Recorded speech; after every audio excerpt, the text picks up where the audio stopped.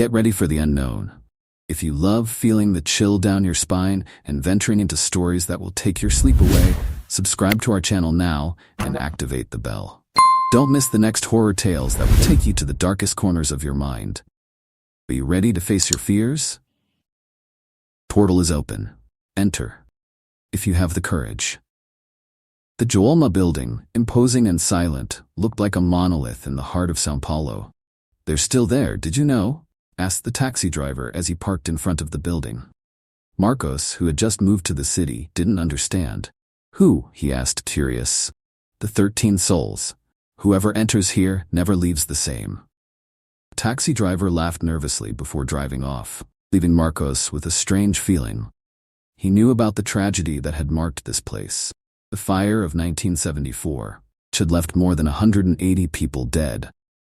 But he didn't believe in ghosts. Or at least he didn't think so. However, from the first moment he set foot in the building, something felt wrong. Air was thick, as if time had stopped. There was an invisible oppression, a pressure that enveloped him with every step. Marcos had been hired by a company that now occupied a few floors of the building. He couldn't refuse the job, and, despite the murmurs about the building, he was determined to make it all just old stories. However, on that first night of working late when everyone had already left, he heard it.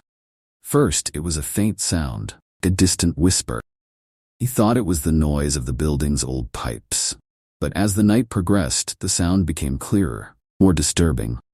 They were muffled shouts, followed by light knocks, as if someone was desperate to get out of a place. The elevator in the corridor suddenly lit up and the door opened by itself. Marcos was paralyzed. What he saw next made his heart stop for a second. In the metallic reflection of the elevator doors, a group of people formed in the darkness, their faces distorted by dread. He blinked and everything disappeared, but the screams continued, echoing through the empty corridors. That night, Marcos left in a hurry, swearing he would never stay late again. The Joelma Building had something he couldn't understand, something that was still alive in the shadows. The next day, Marcos decided to investigate the building further. The 1974 tragedy had left a deep mark on São Paulo. Many believed that the ghosts of the victims still haunted the site. The story of the 13 souls was the best known. 13 people were trapped in an elevator, suffocated by the heat and smoke, and their bodies were found completely charred. Since then, reports of their apparitions have become common, especially on the floor where they died. He spoke to Lucia, an older coworker, who warned him not to get involved. "Marcos, I've worked here for years, and I've heard it all. People who see shadows, hear voices, feel a presence. But one thing's for sure, nobody leaves here the same. Better not to mess with what you don't understand." But Mark was determined. Something that night had marked him deeply, and he needed answers. What he didn't know was that his search would lead him down a path of no return. That same week, while alone in his office, Marcos decided to use the elevator where the 13 souls had died. It was a desperate attempt to prove to himself that it was all just imagination. The moment the doors closed, a supernatural chill gripped the cabin. The lights flickered and the elevator seemed to stop between floors. The silence became deafening until the sound of banging began again, this time much louder. And then he heard it. "Please get us out of here." The voice was weak, full of desperation. Sweat ran down Marcos's face. He pushed the buttons frantically, trying to get out.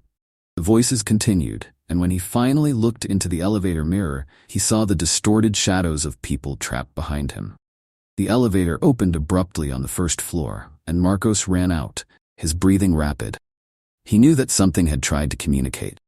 The days that followed were worse. Marcos began to be tormented by disturbing dreams. He was trapped in the elevator, surrounded by the 13 souls, their voices crying out for help, their hands reaching out towards him. When he woke up, the cry for help still echoed in his mind. He began to lose weight, sleep badly, and his coworkers noticed his change. "Are you all right?" Lucia asked worriedly, but he just shook his head, avoiding talking about what had happened. He felt he was being pulled into the abyss of that tragedy. One night, he woke up to a sound coming from his apartment door. Rhythmic, insistent knocks like the ones he had heard in the elevator. When he opened the door, no one was there. but on the floor there was a hand-shaped soot mark. He felt the weight of panic settle in his chest. The building was following him beyond its limits. Determined to understand what was happening, Marcos sought out a former watchman at the Joelma Building, a man who had worked there since before the fire. The man, with a hoarse voice and a tired look, confirmed what Marcos had already feared. The 13 souls found no peace. They were trapped between this world and the next. Fires sealed them here. The watchman said that for years he had seen inexplicable things. The souls don't rest because they never understood why they were chosen to die there. The watchman's account shook Mark deeply. He began to wonder, why him? Why did those souls seem drawn to his presence? Was he somehow connected to that tragedy? These questions consumed him.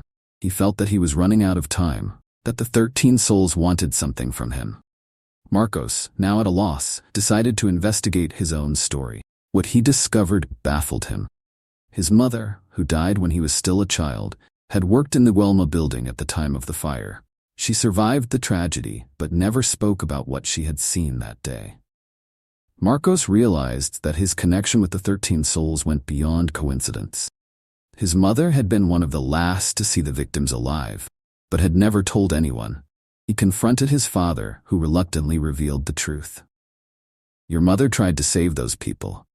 She was with them in the elevator, but something pulled her out before the doors closed. She always believed that she should have died with them. Guilt ate away at his mother until her last days. Marcos now understood why he was being haunted. He was the missing link for the souls to find peace. The 13 souls didn't wish him harm. They wanted help to cross over to the other side. With this revelation, Marcos returned to the Joelma Building, determined to end the cycle of pain. He entered the elevator one last time, but this time with a clear intention to free the trapped souls. He recited the last words his mother had said before she died. You are no longer trapped. You can leave. The elevator shook violently, the lights went out, and Marcos felt the presence of the 13 souls around him. And then the feeling of heaviness in the room disappeared. The elevator doors opened softly, and Marcos knew that they had finally left. After that night, Marcos felt a sense of relief that he hadn't experienced for months. The voices fell silent, the disturbing dreams stopped. He was able to return to his routine, although he never forgot the supernatural events he had experienced. He had freed the 13 souls, but the price was high. The experience had transformed him in ways he still didn't fully understand. Weeks later, as he walked past the Joelma Building, he looked at the building one last time. He felt a deep calm, as if the place was finally at peace. But as he walked away, something caught his eye. In the reflection of one of the building's windows, he saw a familiar figure, his mother, watching him with a sad smile. Marcos blinked, and the figure disappeared. The 13 souls had found rest, but he knew that some secrets would remain forever buried in the depths of that building, waiting for a new generation of onlookers. And as he walked, he felt the weight of a new mystery. Perhaps Joelma would never be truly free. Marcos managed to free the 13 souls, but contrary to the relief he had hoped for, something still haunted him. Days passed without the nightmares, without the voices, but an unsettling feeling remained in his mind. Every time he closed his eyes, he saw his mother's reflection in the Joelma Building, like a memory that refused to go away. The momentary relief was replaced by a constant feeling of vigilance. He tried to return to his normal life, but the psychological impact of the experience had left scars. Insomnia, anxiety, an irrational fear of elevators. Marcos avoided going near the building and stayed away from any conversation about the fire. At work, his colleagues noticed his change. Once confident and outgoing, he was now a man who avoided long conversations and always seemed worried. Even Lucia, who already knew Joelma's stories, began to worry. Marcos, you need to talk to someone about this, she suggested, but he didn't want to relive that night. He had freed the souls, but their weight was still on his shoulders. His mother's guilt was now his own. He felt that there was more to it than just those 13 souls, that the fire had left a much deeper and more sinister mark. Joelma for him wasn't just a building, it was an entity. And he was afraid that his involvement was just the start of something much bigger. The nights that followed the release of the souls were filled with a stillness that terrified him. Marcos knew that he had touched forces that he didn't fully understand. In an attempt to get away from it all, Marcos decided to take a vacation and move away from São Paulo for a while. Meanwhile, while he was away, Julia, an investigative journalist, began working on a story about the unsolved mysteries of Joelma. The story of the 13 souls in the 1974 fire had returned to the news because of new sightings of shadows and screams coming from the upper floors. Determined and skeptical, Julia believed she could uncover what was really going on by putting the building at the center of a journalistic investigation. Julia spent weeks talking to former employees, including the watchman, who had already spoken to Marcos. With each interview, she realized that people's fear was not mere superstition. Something truly inexplicable was happening there, something that could not be ignored. During her investigations, she discovered the name of Marcos, the last man to have a direct experience with Joelma. Determined to understand what he knew, she managed to track down his contact. When Julia finally called Marcos, he was reluctant. "I don't want to talk about it." "Can't," he said, but her persistence was irresistible. Something in her voice sounded familiar, as if she already knew more than he could have imagined. The journalist was also connected to the building in ways that even she didn't yet understand. "You're not the only one Joelma has touched," Julia said, almost whispering. And then she revealed what Marcos didn't know. The 1974 fire wasn't the first tragic event on the site. Before the building was constructed, there was a house on the site where a woman brutally murdered her own father and brothers. This crime, shrouded in mystery, cast a shadow over the site long before the building came into being. "The fire wasn't the beginning. Maybe not even the end," she said. Julia's connection to Joelma was personal. Her grandmother had lived in the house that preceded the building, and she had always told stories about a presence that already existed there. Marcos reluctantly agreed to meet Julia. They met in a secluded cafe where he could see in her eyes the same kind of obsession that had consumed him months before. Julia was on a dangerous quest, and he knew how much it could destroy her. She began to share her discoveries about the Joelma estate, a massacre that took place at the beginning of the 20th century, the grief that haunted the family, and how the site was already known for a strange energy before the fire. The revelation shocked Marcos. He thought that the fire was the point of origin of everything, but the evil that existed there was much older. "Maybe the 13 souls aren't the only presences that wander around there," said Julia. "They were victims, just like you, just like my grandmother." Marcos began to understand that the release of the 13 souls was just a small piece in a much larger puzzle. Joelma wasn't just haunted by the fire, but by something that preceded and fueled all these tragedies. The entity that had inhabited the place since the massacre seemed to find new ways to feed its strength, to use tragic events to strengthen itself. And now, Julia's attention to the mysteries of Joelma was attracting new forces.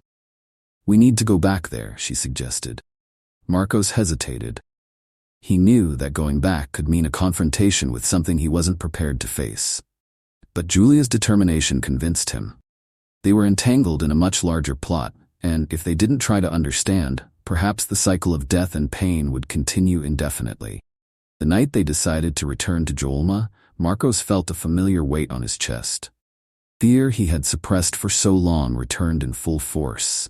The elevator in which he had freed the 13 souls now seemed even more threatening. They slowly ascended to the highest floor, where the fire was most devastating, and Marcos couldn't help feeling that they were being watched. What they found on the top floor was terrifying. The air was thick, almost unbreathable, and the atmosphere seemed trapped in time. Julia began to hear whispers, different from the ones Marcos had heard before. Now they weren't human voices, something that sounded distant, as if it came from another dimension. As they began to walk through the corridors, the temperature suddenly dropped. Marcos felt the same supernatural chill he had experienced in the elevator months before. And it was there, in the heart of the building, that Marcos and Julia saw something that defied all logic. Translucent figures walked through the corridors, moving expressionlessly, trapped in an eternal cycle of pain. But they weren't the 13 souls. They were other souls, people Marcos had never seen in his previous visions. The fire had sealed those lives in the building, but the evil that existed there before kept them trapped, unable to leave. "This is much bigger than we imagined," said Marcos, his voice shaking. Joelma was a portal, a point of convergence between the world of the living and the dead. Just as they were about to leave, something pulled Julia violently to the ground, as if an invisible hand was holding her down. Marcos panicked and tried desperately to free her, to no avail. "Let me go," she screamed, but the invisible force wouldn't budge. The entity that had always inhabited the place finally manifested itself, a gigantic shadow that loomed over them, presence that was evil itself incarnate. With a strength she didn't know she possessed, Julia recited the words of an ancient ritual she had read in her grandmother's diaries. The ground shook as the shadow stirred, but slowly, force holding it began to weaken. With one last gasp, they managed to escape the building, not without consequence. Julia felt that she had left a part of herself behind. Joelma was unforgiving of those who dared to defy him. In the days that followed, Marcos and Julia knew that the mystery of Joelma would never be fully solved. The evil that inhabited the place was too old and complex to be completely banished. They managed to end one cycle, but they knew that others would repeat themselves. Joelma was still alive, waiting as always for his next victim.